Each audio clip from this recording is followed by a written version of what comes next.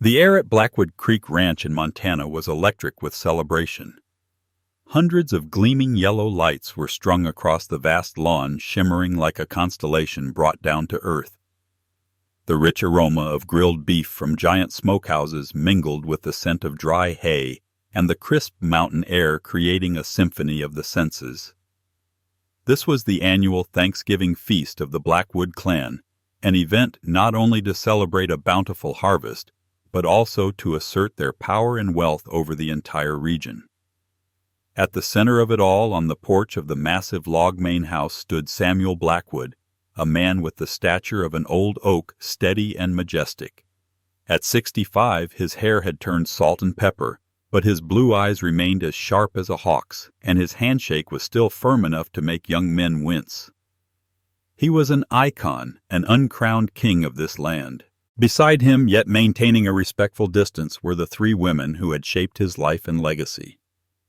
Eleanor, his first wife, mother of his eldest son Jacob. She still possessed the aristocratic beauty of a matriarch, though long divorced from Samuel. Her cashmere shawl exuded both elegance and a secret bitterness. Standing a few steps away was Catherine, his current wife, a woman with a pious exterior, her hands always on her rosary beads, but whose eyes glinted with ceaseless calculation for her children's future. And finally, separate from the other two, was Isabella. Young and breathtakingly beautiful, she had been a maid on the ranch, before bearing Samuel, his youngest child. Isabella stood there silent and mysterious, her calmness a disturbing contrast to the festive atmosphere around her. As the country violin music subsided, Samuel raised his glass of whiskey, capturing everyone's attention. A respectful silence fell over the crowd. "Thank you all for coming." His voice was deep and resonant, carrying the authority of decades of command. "We've had a wonderful year. The land has blessed us. But a man's greatest asset," he paused, his gaze sweeping over his children scattered in the crowd, "is his bloodline." He raised his glass towards Jacob, his firstborn. "May the Blackwood legacy endure. May my sons become great men and my daughters bring honor to this family." Suddenly his voice caught. The glass in his hand trembled. The old patriarch clutched his chest with one hand, his face contorting in a sudden spasm of pain. The glass slipped, shattering on the oak floorboards, the sharp sound of breaking glass slicing through the silence. "Father!" Jacob screamed, darting towards the porch like an arrow. But it was too late.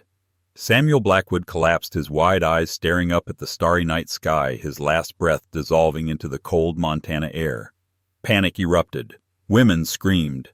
The music came to an abrupt halt. The crowd surged forward, trying to see what had happened. The town doctor, who was a guest, rushed to his side, but after a few futile minutes of examination, he simply shook his head. Nothing could be done. Death had struck suddenly in the midst of the celebration. In the chaos of tears and prayers, gazes began to cross, cold and filled with suspicion. The three important women in Samuel Blackwood's life watched each other like predators. Eleanor clutched her shawl, her face a tightly controlled mask of grief. Catherine whispered prayers frantically, but her eyes darted towards her rivals. And Isabella, the youngest, remained terrifyingly calm. Amid the scene of mourning, her lips seemed to curve into a faint, hidden smile. A whisper began to spread through the crowd as fast as a wildfire on a dry prairie. This was no natural death. God doesn't take a healthy man like that in the middle of his speech. And amidst the wails and the awkwardly sung funeral hymns, a terrible truth began to emerge. The death of Samuel Blackwood was no accident. It was only the beginning. The sun had set behind the majestic peaks of Montana, painting the sky with dying strokes of purple and orange. The Thanksgiving feast had ended in tragedy. The last of the guests' cars had hastily departed, leaving Blackwood Creek Ranch submerged in a heavy silence, a silence more frightening than the panicked screams of a few hours earlier. That evening, Daniel, the 12-year-old son of Samuel and his first wife Eleanor, did not return to his room. The boy had left the main house just before the chaos erupted, a flashlight in hand, telling his mother, "I'm going to check the water pump at the creek, Mother. I heard it making a rattling noise. I'll be right back." She had watched her son's figure disappear in the porch light, her heart swelling with pride. Daniel was a lively boy, always willing to help and possessed a kind heart. He was the light of her life, a complete contrast to his older brother Jacob, who was always serious and distant. Daniel had the energy of a wild colt. But hours passed, the pump was not fixed, and her son did not return. Eleanor, the first wife, tried to be patient at first. She sat in an armchair in the vast living room, her eyes fixed on the darkness outside the window. But as the moon rose high, hanging over the treetops like a cold silver eye, her anxiety became unbearable. She shot to her feet, her expensive evening gown now crumpled, and began to call her son's name, her voice trembling. "Daniel, Daniel, come home, my son." A few of the remaining servants emerged from their rooms curious. Jacob, the eldest son, now the new patriarch of the family, rushed down from his father's study. "What is it, mother?" "It's your brother," she sobbed. "He hasn't come back yet." The young man's face, already strained by his father's death, turned pale. With a decisive gesture he summoned the housekeepers and the hired guns on the ranch. Soon about 10 men with powerful flashlights began to spread out, venturing into the dark trails of the 1,000-acre ranch. The sound of dry twigs snapping under their feet could be heard, and occasionally the distant howl of a coyote. "Don't get too close to the crooked cottonwood," warned Silas, an old gunslinger who had worked for the Blackwoods since before Jacob was born. He led the way, his shotgun held ready. "Why not?" a younger man asked. "Spirits dwell there," Silas replied, his voice as hoarse as gravel. "No child is allowed there after sunset." But despite their efforts, they found nothing. Not a single trace of Daniel. The search continued fruitlessly through the night. It was only when the first rays of dawn illuminated the valley that one of the young ranch hands discovered something. Daniel's flashlight, abandoned at the base of the massive ancient cottonwood tree. Its trunk, struck by lightning years ago, gnarled and twisted like a giant skeletal hand reaching for the sky. The flashlight was still on, but its light was faint in the morning glow. But it wasn't the flashlight, but the ground around it that made even the toughest men recoil in horror. A perfect circle of grass and vegetation was dead and blackened as if scorched by a bone-chilling cold. A thin white layer of frost covered the ground within the circle, even though the night had not been cold. "This is not natural," Silas whispered, his calloused hand unconsciously making the sign of the cross on his chest. "The cold did this. It's not of this world." When the news was brought back, Eleanor collapsed, her scream echoing throughout the ranch, a scream filled with the pain of a lost child and utter terror. 2 maids struggled to help her up, tears streaming down her face now etched with the deep lines of sorrow. And very quickly, amidst the horror, accusations began to be thrown like daggers. "It was Catherine," one of Eleanor's cousins screamed, pointing at Samuel's current wife, who stood on the porch with a facade of pious grief. "She must have put a hex on the boy so her own sons would benefit." "No," another retorted, her voice full of malice. "I say it was Isabella. She's been smiling too much since Samuel's death. A widow does not smile like that. She is a demon." The 2 accused women vehemently denied the charges. The former and current wives stared at each other like lionesses ready to pounce into a fight to the death. Jacob, the eldest son, tried to restore order, but his voice lacked the iron authority of his father. And that very evening, as the family gathered wearily in the living room, something strange happened. As the fire in the hearth died down, a child's giggle suddenly echoed, but no one knew where it came from. The men jumped to their feet, rushing through the house, searching every corner, but there was nothing. "That was no ordinary laugh," Silas said, his eyes narrowed.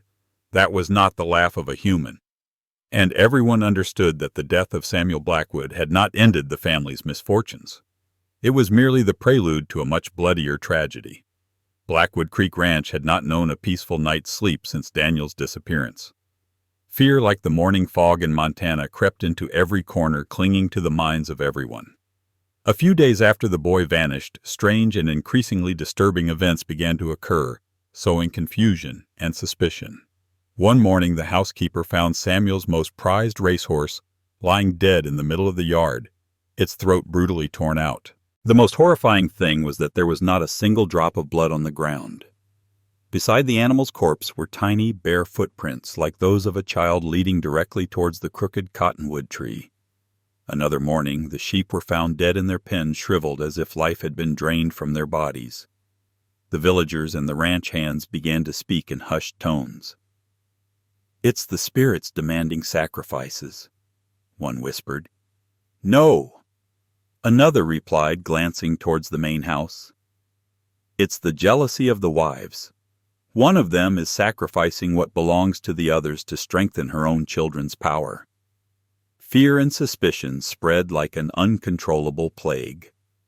In the main house of the Blackwood clan, the tension had become unbearable. Eleanor, inconsolable since the loss of her son, openly confronted Catherine, Samuel's current wife. "You were always jealous of Daniel. You always wanted your sons to be the sole heirs." Eleanor shrieked during dinner, her voice hoarse from crying.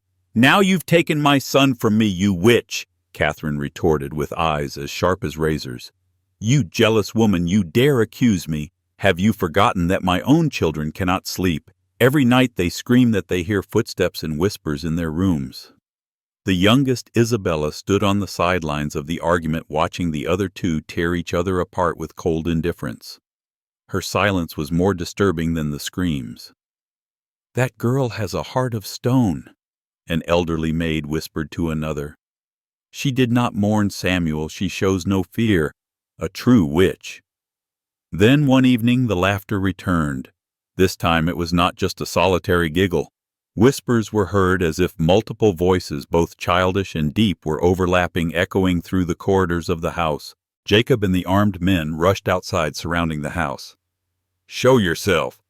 Jacob shouted, his voice trying to be firm, but trembling noticeably. "Face us, you coward!" A sudden, piercingly cold wind blew, extinguishing several flashlights at once. And in that darkness the voices spoke, astonishingly clear. "Jacob!" The young man whipped his head around, his heart pounding in his chest.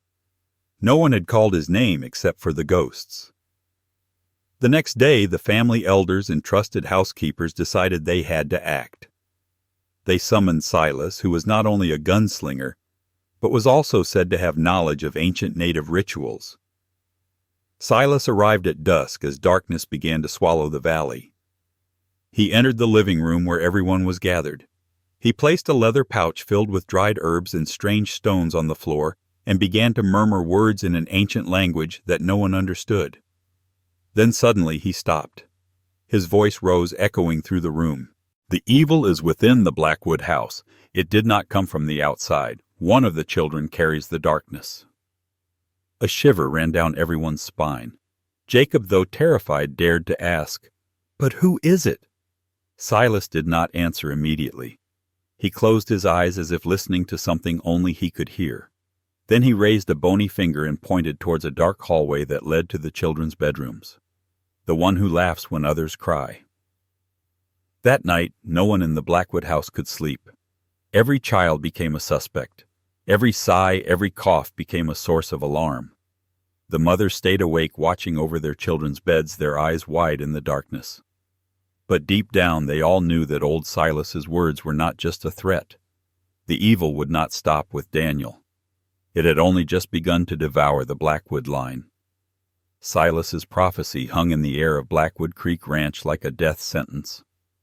The one who laughs when others cry. That phrase had planted the poisonous seed of suspicion in everyone's heart, and soon that seed blossomed into an open confrontation. The next morning, Eleanor, the first wife, stepped onto the porch with eyes red from sleepless nights and mourning. She no longer maintained her usual aristocratic demeanor. Her hair was disheveled and her expensive silk nightgown was wrinkled. She pointed a trembling finger directly at Isabella, who was sitting calmly on a swing chair watching the sunrise. The young woman's impassive expression only fueled Eleanor's rage. "It was you. You took my son," she screamed, her voice cracking with pain and fury. "You want my position. You want my bloodline wiped out, don't you, you viper?" Isabella stopped swinging. She lifted her head and a cold, almost scornful smile played on her perfect lips. "Your tears won't wash away your jealousy, Eleanor. Your son did not disappear at my hand. She continued, her voice disturbingly even. God decided his fate, perhaps because you cursed your own husband in your heart before he died. To accuse a wife of cursing the late patriarch was a fatal blow to her honor. Eleanor let out a savage cry. She grabbed a terracotta geranium pot from the railing to hurl at Isabella, but Catherine intervened, rushing out and placing herself between them. Enough! It's not Isabella you should be accusing. It is you, Eleanor, she hissed, her usually pious eyes now blazing. Your son is gone because you mingled your blood with the darkness. The maids who were present covered their mouths in shock. To accuse a woman of making a pact with dark forces was tantamount to throwing her onto the pyre of the witch hunts of old. In a corner of the yard, the children were huddled together, witnessing the horrific scene. Jacob, the eldest son, was torn between his duty to restore order and the fear that was suffocating him. His half-brothers and sisters were crying, staring at their mothers, tearing each other apart like wild animals. Then suddenly a small but distinct sound cut through the screams. Something had fallen from the pocket of Eleanor's robe as she struggled. It was a small deerskin pouch tied shut with a crimson cord. It lay on the wooden floor, small and ominous. Silence fell. "Oh my God," a maid whispered. "That's a talisman, a charm bag." Eleanor's face went as white as a sheet. This isn't mine.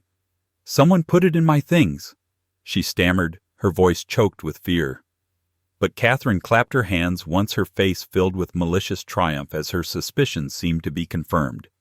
"Here is the proof," she declared. "You sold your son to the devil in exchange for power." The scene was turning into a barbaric trial right on the porch. Just then Silas, the old gunslinger, stepped into the yard. His voice was deep and firm, cutting through the chaos. "That is enough. Do you want to hand this house over to be consumed by the fire of your disputes?" A relative silence fell. All eyes turned to him. Silas bent down and picked up the leather pouch. He carefully opened it and emptied its contents into his palm. A little black ash, a few tiny animal bones, and a lock of light blonde hair, Daniel's hair color. He closed the pouch and declared, his voice firm, "This talisman is real. It is used to summon the spirits of the dead." He paused for a moment, his old wise eyes scanning each of the three women. But it was not Eleanor who carried it, not Catherine, and not Isabella. Then who was it? Jacob asked, his voice a bewildered whisper. Silas raised his hand and pointed towards the group of children huddled in a corner, trembling with fear. "The evil has passed through them. One of them has been chosen, and until we know who it is, every one of your children is in danger." As if prompted by an invisible command, the three mothers rushed to embrace their children, clutching them tightly, their eyes filled with utter panic. But one burning question was on everyone's lips. Which child carried the darkness? And in everyone's heart a horrifying certainty grew. The home of the Blackwood clan was no longer a home. It had become a battlefield where darkness had chosen to reside. Amidst the fear and suspicion consuming the Blackwood house from within, one child seemed strangely immune to the chaos: Michael, the 7-year-old son of Samuel and Isabella. While the other children startled at night, awakened by nightmares and invisible whispers, Michael slept a deep, undisturbed sleep. While a few other children began to suffer from strange, unexplained fevers, his body remained healthy, his dark, observant eyes always sharp. The ranch hands and the older family members, ever watchful, began to talk. "The angels are protecting him," one said. "Or perhaps," another whispered with a doubtful tone, "he is the one chosen by the darkness." Isabella, the boy's mother, cleverly capitalized on this new attention. She no longer stood in the shadows. She held her head high with pride, challenging the suspicious glares of Eleanor and Catherine with a cold confidence.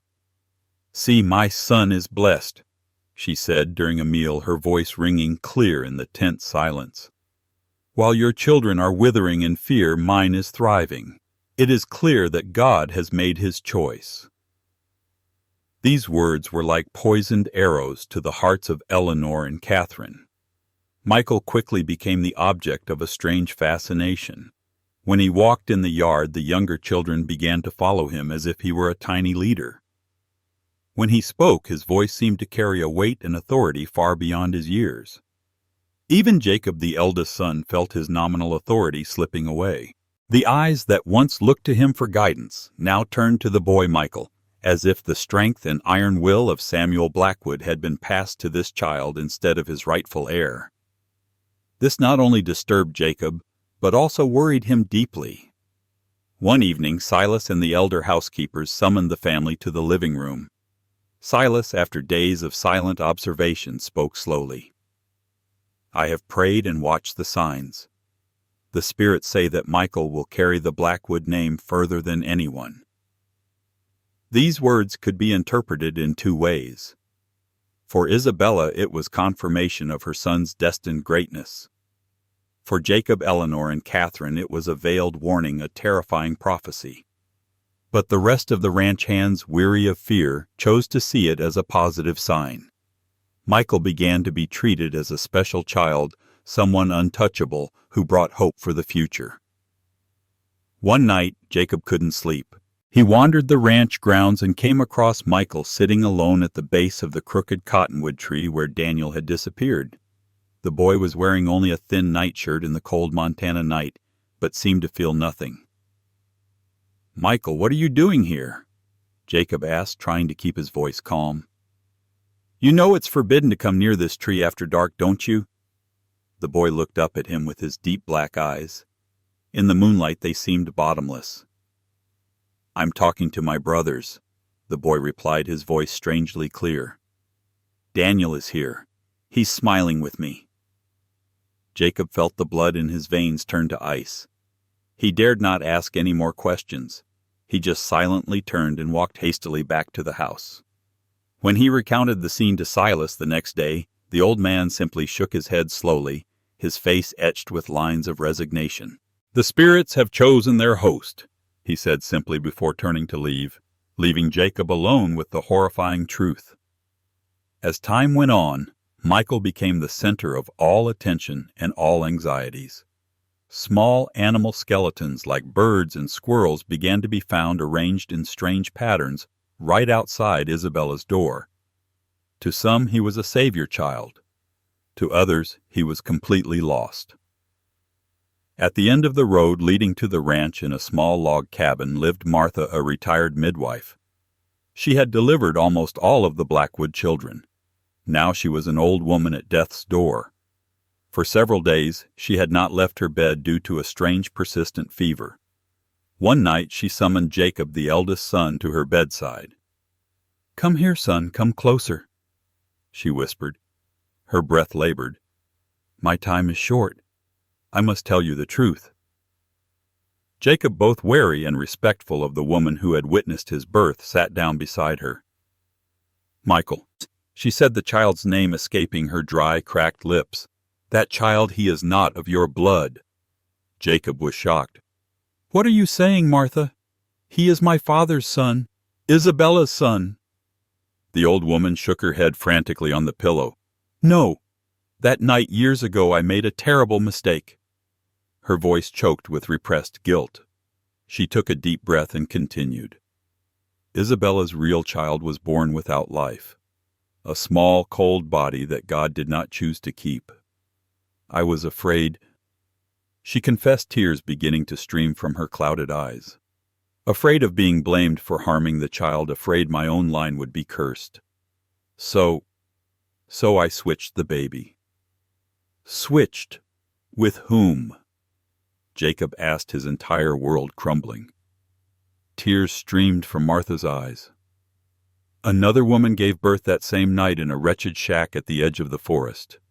She had no husband, was shunned by everyone. Her child was born with strange black eyes and a faint spiral-shaped birthmark on his chest." She grabbed Jacob's hand. "I took that living child and gave him to Isabella, telling her it was a miracle." Jacob felt dizzy. "You mean Michael? Michael is not a Blackwood?" "He is not your father's blood," she whispered. "He is something else." Why would you do that?" Jacob pressed. Martha closed her eyes, exhausted. I wanted to save my honor to avoid shame. But what I did opened a door for darkness to enter this house." She squeezed Jacob's hand with a surprising strength for her age. "Be careful of him. Be careful of his smile, for that smile hides the end of a soul that is devouring your lineage."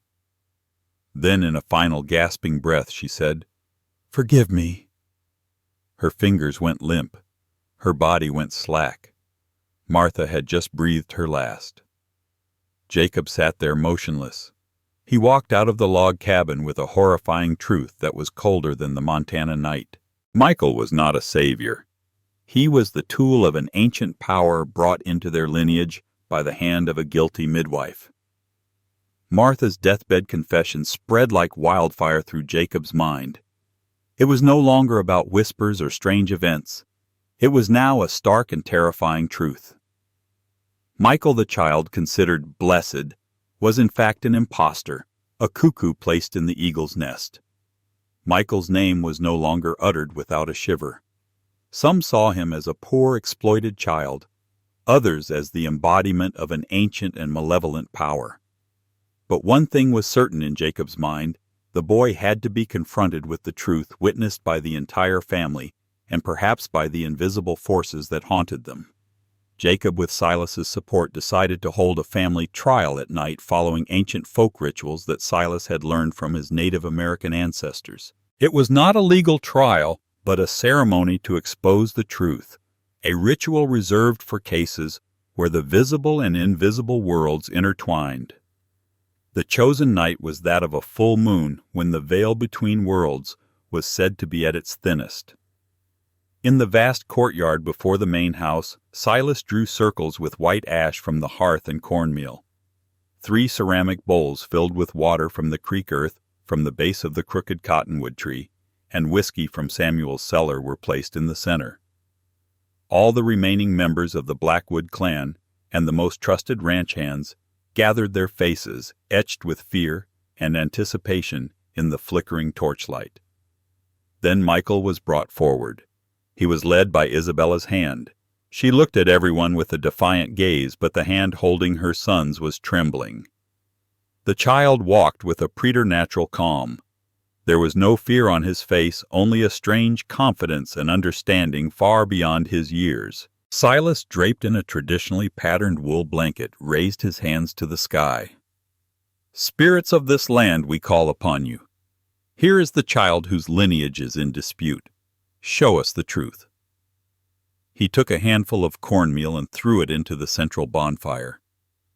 The meal crackled and erupted into strange green sparks. The wind suddenly rose from nowhere, shaking the flames of the torches and making everyone's shadows dance wildly on the ground. Michael remained still, his eyes fixed on Jacob and Silas. Then slowly his lips parted into a smile. Not the innocent smile of a child, but the smile of an all-knowing, powerful being. A giggle escaped his throat, and this time everyone heard it clearly. It echoed in the night air, cold and inhuman. Silas and the elders began to chant an ancient song, beating wooden staffs on the ground in rhythm to ward off evil spirits. But Michael lifted his head to the full bright moon and spoke in a voice that was not his own. The voice was deep, ancient, and polyphonic, as if multiple entities were speaking at once through the small body. "You call me an impostor, but I did not come alone. I am the carrier. I am the promise of the one your ancestors chained and buried beneath this land." One of the ceramic bowls on the ground suddenly shattered, spilling creek water onto the earth. Silas staggered back, his chest heaving as if struck by an invisible blow. His voice changed, becoming hoarse and possessed. "This is not a child," he roared. "This is the instrument of an entity. Yesterday's banishment becomes today's revenge." Then, with his eyes rolled back, Michael began to recount a story that only the oldest spirits of this land could know. Generations ago, long before the first white men set foot in this valley, a sorcerer, a shapeshifter named Zogou, ruled this land with fear. He was not a chief in the conventional sense, but a master of dark rituals, a fearsome seer who had sold his soul to unseen forces for power. Through bloody sacrifices he had amassed such great power that even the spirits of nature trembled before him. To stop him, the warriors of the ancient tribes joined forces. On a night of blood-red rain and thunder, they trapped Zogou in a circle of sacred fire and ropes woven from salt-soaked willow bark. His body was burned, but his spirit refused to perish. So the medicine men recited their most powerful incantations, imprisoning his spirit in a totem and burying it deep underground, precisely where the crooked cottonwood tree would later grow. They swore that his name would never be spoken again. But Zogou, before being sealed, uttered a curse, an oath of vengeance. "I will return. I will return in the blood of the invaders, and I will devour their lineage like fire consumes the dry prairie." Generations passed. The oath was forgotten over time, until that fateful night when the midwife Martha, out of fear and shame, introduced into the Blackwood line an abandoned child born with eyes too black and a faint spiral-shaped birthmark on his chest, the perfect vessel that Zogou's spirit had awaited for centuries. And Michael, in that deep polyphonic voice, concluded, "What your ancestors chained now lives in me. I am Zogou, and I have come to reclaim what was stolen from me." Screams of terror erupted from the crowd. Suddenly Michael took a step forward. His voice rang out again, clear and ruthless. "The Blackwoods are no longer protected. Their legacy has rotted from within." The boy raised his small finger. "Their blood is mine." Then his eyes glowed like two red-hot coals. The wind whipped into a small tornado, swirling ash and dry leaves, extinguishing the bonfire. The crowd, in complete panic, screamed and scattered into the darkness. When the wind died down, all that remained were the ashes of the ritual circle, the broken bowls, and Michael standing there eerily calm. Silas had collapsed to the ground, exhausted and trembling. "The verdict has been rendered," he whispered, his voice full of despair. This was not a trial. This was a death sentence. Jacob stood frozen, realizing that the ritual had not exposed a lie. It had confirmed the worst possible truth. Michael was not just a strange child. He was the mask of an ancient entity that had returned to destroy their entire lineage, and from now on, nothing could stop him. The night of the trial left Blackwood Creek Ranch in a state of mute horror. The truth brought no relief, only absolute terror. No one dared to speak Michael's name aloud anymore. Now, in furtive whispers, he was called the Child of Darkness, or simply It. Yet the boy continued to live among them as if nothing had changed. He still ate at the same table, still played in the yard. But now his presence carried a terrifying weight. Jacob, as the nominal head of the family, no longer slept. He stayed up all night in his father's study, his hand always on an old revolver, listening for the slightest noise. Every morning he would see Michael wake up calmly, come down for breakfast like any other child. But in the boy's dark eyes, Jacob saw a cold, calculating intelligence, an ancient wisdom far beyond his years. The wives lived in seclusion in their private rooms. Eleanor spent her days praying her litanies, now tinged more with desperation than faith. Catherine burned herbs that Silas had given her to ward off evil, but their pungent scent only made the air in the house more suffocating and tense. As for Isabella, Michael's mother, she appeared strangely serene, as if her son's power had become her own shield. To her, Michael was still her son, and no horrifying revelation could change that. Or perhaps she had accepted and submitted to the new power rising within her own home. The entire ranch began to feel the boy's invisible control. The other children followed Michael everywhere, mesmerized, as if drawn by an irresistible force. They obeyed his every silent command, playing strange and silent games in the yard. One day, one of the hired gunslingers, a large and boorish man, dared to approach Michael to forbid him from taking his young daughter near the creek. The boy simply raised a hand, staring at him with his emotionless black eyes. The man stopped short, his face turned pale, and he collapsed to the ground, writhing in a violent seizure. A few minutes later, he breathed his last, to the horror of the other ranch hands who watched. No one dared to challenge Michael again. Unable to bear the situation any longer, Jacob convened a secret late-night meeting with Silas and the 3 bravest and most loyal remaining gunslingers. "We cannot let this monster stay among us," Jacob said, his voice filled with determination. "If we wait, it will destroy us all one by one." But some hesitated. "He still has the body of a child," one said, "and if he truly is an ancient spirit, killing his body might unleash something even worse." "No," Silas interrupted, his voice deep and resolute. "He is not a spirit. He is a festering wound in this family, and we must cut it out before it poisons the entire body." That night, armed with shotguns and sharp machetes, the 5 men snuck into the house. They moved silently through the dark corridors heading towards Michael's bedroom. When they arrived, Jacob carefully pushed the door open. But what they found made their blood run cold. Michael was not asleep. He was sitting cross-legged in the middle of the room, surrounded by dolls made of cloth dry branches and animal bones arranged in a strange pattern on the floor. He was humming softly a monotonous and otherworldly tune. When Jacob raised his gun, Michael turned to look at him with a smile. "You're too late, big brother." As soon as he finished speaking, the oil lamp in Silas's hand suddenly went out, plunging the room into total darkness. Michael's laughter echoed, but this time it didn't come from one place. It came from everywhere at once, from under the bed, from the ceiling, from behind them. The men screamed wildly, swinging their knives and firing into the darkness, but their weapons only cut through the air. Then one by one their screams stopped, replaced by heavy thuds and a suffocating silence. When a sliver of moonlight shone through the window, momentarily illuminating the room, Jacob found himself standing alone. His 3 companions were gone. Silas lay collapsed in a corner, his eyes wide with terror, a trickle of blood leaking from the corner of his mouth. Michael, still sitting there, watched him calmly. "I am the heir, Jacob," the boy said, his voice returning to normal, clear, but the words carried an absolute cruelty. "Not you, not the others. Me."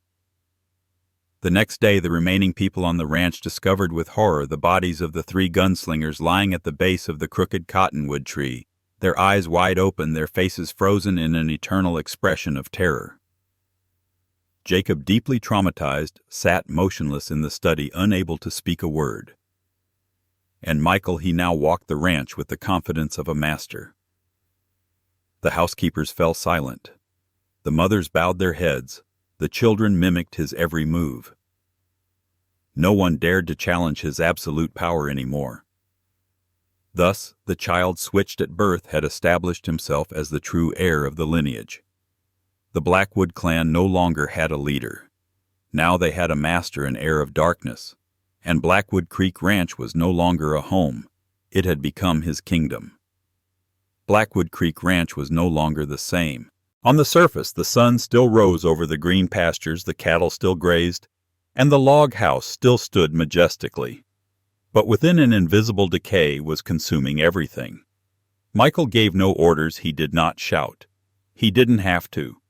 Yet everyone acted as if they were following an invisible and rigid set of rules. Laughter had ceased. Conversations were reduced to furtive whispers. People moved quietly, avoiding noise as if afraid to wake a sleeping predator. Jacob watched all of this in a state of numb helplessness. He, the eldest rightful heir, had now become a useless spectator in his own kingdom. His nights were haunted by the screams of his lost companions, the terrified face of Silas, and the placid smile of the child he once called his brother. He spent most of his time locked in the study, drinking whiskey and staring at old family photographs, smiling faces from an era that was gone forever. A few weeks later, an event convinced the last remaining doubters that the fate of the Blackwoods was sealed. One morning, people were awakened by a deafening crack of thunder. The crooked cottonwood tree, the silent symbol of their tragedy, had been struck by lightning, even though the night sky had been clear. But the tree did not burn, nor did it fall. It was split perfectly in 2 from top to bottom, revealing its blackened, rotten core. That night, those living nearby swore they heard screams and wild laughter coming from the split tree, as if hundreds of souls had been imprisoned within it and had now found their freedom. And in the center of the courtyard, amidst a howling cold wind, Michael stood, his eyes lifted to the sky, his arms outstretched, as if to welcome the invisible storm. Time passed, the seasons changed, and the Blackwoods faded away one by one. Not through a bloody massacre, but through a slow, relentless decline. Strange diseases claimed the best livestock. Bizarre accidents befell the ranch hands. Unexplained disappearances occurred from time to time, leaving cold voids in the small ranch community. The Blackwood lineage was being slowly erased not by the sword, but by despair. Meanwhile, Michael thrived. He grew at an extraordinary rate, possessing strength and intelligence far beyond a normal child. He learned to read in just a few weeks, mastering the old books in Samuel's library. He could tame the wildest horses with just a look, and seemed to understand the language of the wind and the black crows that constantly circled the roof. The nearby village, which had once respected and feared the Blackwood clan, now began to empty. Some families quietly sold their property and fled to other lands, refusing to live under the shadow of the strange child on the ranch up the hill. Others, with nowhere else to go, remained believing that Michael had become the new master of the land, a force they had to revere to survive. And whenever people whispered the name of the patriarch Samuel Blackwood, they added a sentence always the same, like an epitaph. His legacy did not disappear. It was devoured. And in his heart, amidst his constant drunkenness and sorrow, Jacob held a bitter certainty. As long as the true blood of the Blackwoods was still mixed with Michael's presence, the curse would never end. He, the last helpless son of the lineage, had seen the beginning of the end. One night, looking at his own tired reflection in a window pane, he told himself that if Michael was the instrument of Zogou, then he, the last son of the line, must be the instrument of salvation, whatever the cost. A glint of determination flickered in his clouded eyes.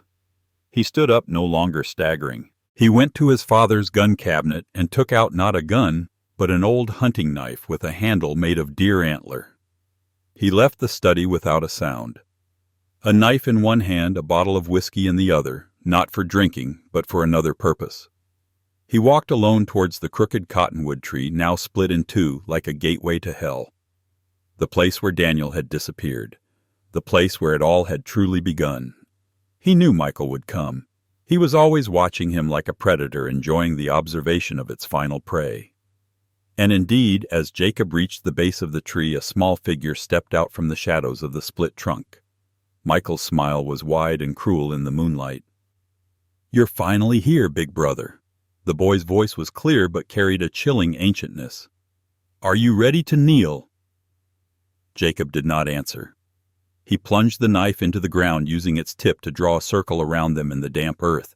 "No," he said, his voice firm for the first time in months. "Tonight I don't kneel. Tonight I end your hunger." Jacob poured the whiskey along the circle he had just drawn.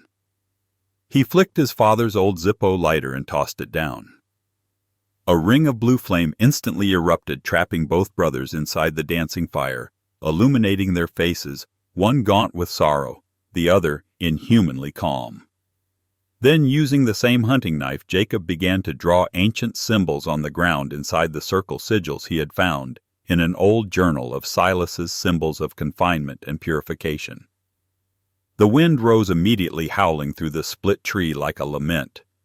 Invisible voices rose in the air, the whispers Jacob had heard for months, but this time they were clearer, more panicked. Daniel's giggle mixed with the screams of tormented spirits.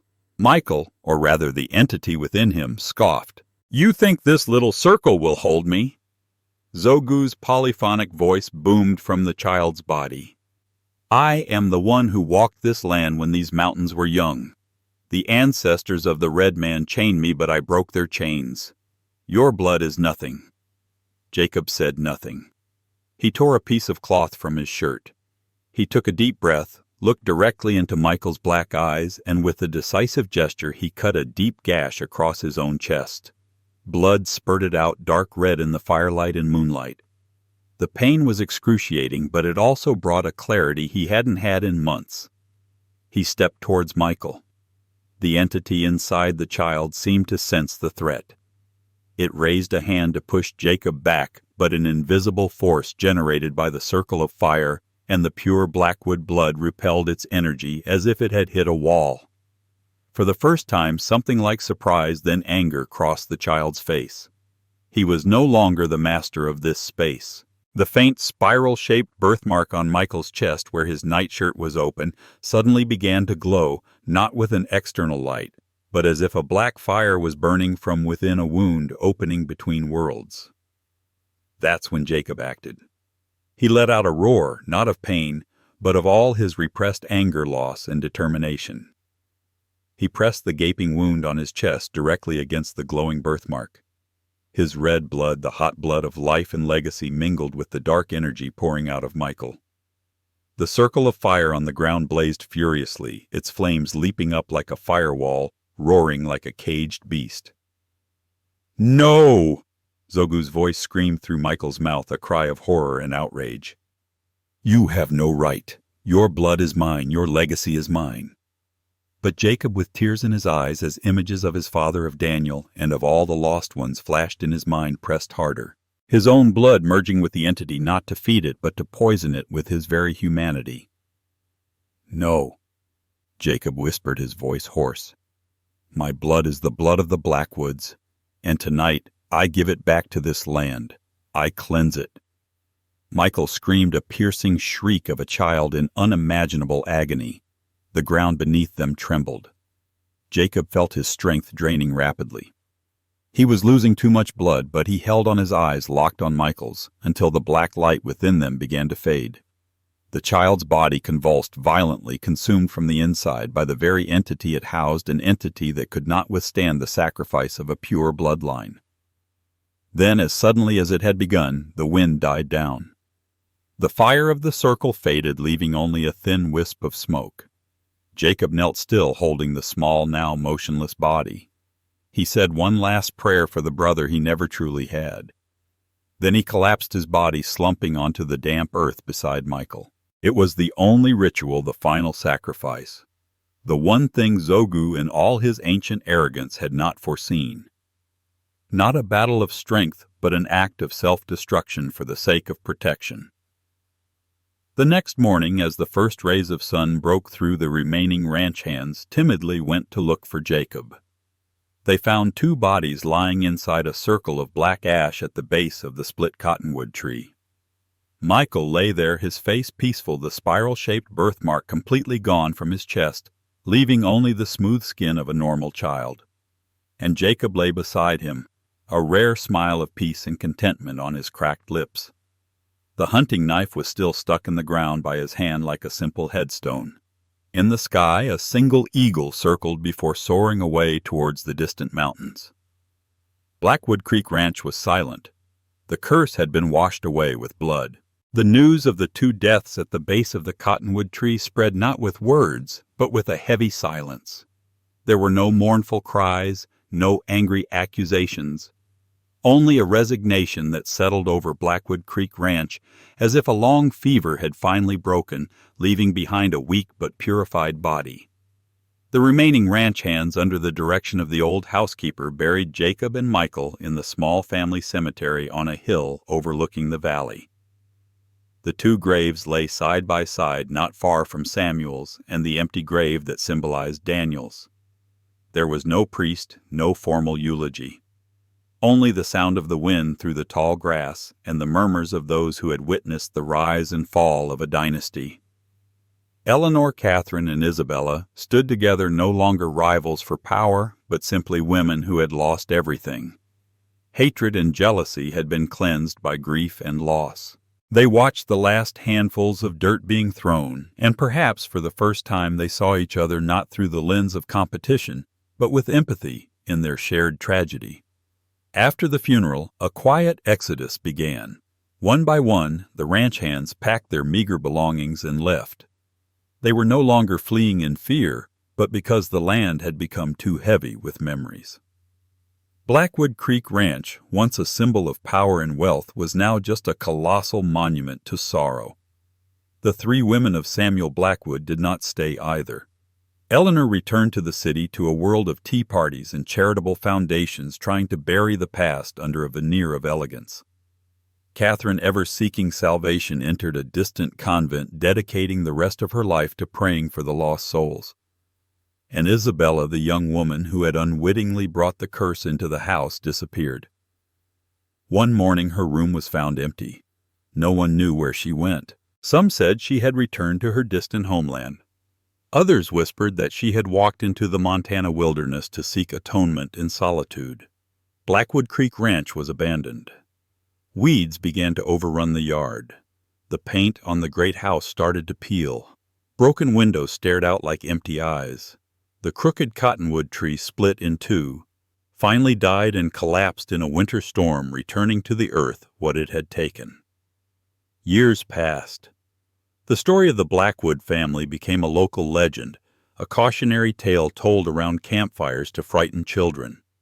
It was said that on nights with a full moon, you could still hear the giggle of a child near the creek, or see the silhouette of a lonely man standing on the hill where the family cemetery lay. The land healed itself. Nature slowly reclaimed what was hers. But the silence remained a silence deeper than the stillness of the wilderness. It was the silence of a legacy that had been devoured, of a bloodline that had immolated itself to extinguish a dark flame. One day a hiker unaware of the place's history stumbled onto the grounds of the old ranch. He found the ruined foundation of a great house and a small cemetery overgrown with weeds. On one worn marble headstone he could just make out a few words, "Samuel Blackwood." And beneath the name, an epitaph that Samuel had once proudly inscribed now carried a tragic and ironic meaning. "The fathers have eaten sour grapes, and the children's teeth are set on edge. He who hides his faults for fear of men's eyes will in the end pass his shame to the innocent. The silence of one can become the burden of a generation." The hiker did not understand its meaning, but as he stood there a sudden cold wind blew past, carrying a whisper he couldn't quite make out. He shivered and hurried away, feeling an inexplicable sadness in the air. Blackwood Creek Ranch remained submerged in silence, an eternal reminder that sometimes a legacy is not written in ink on paper but in blood on the soil. And sometimes the greatest sacrifice is not made to win, but to end the war.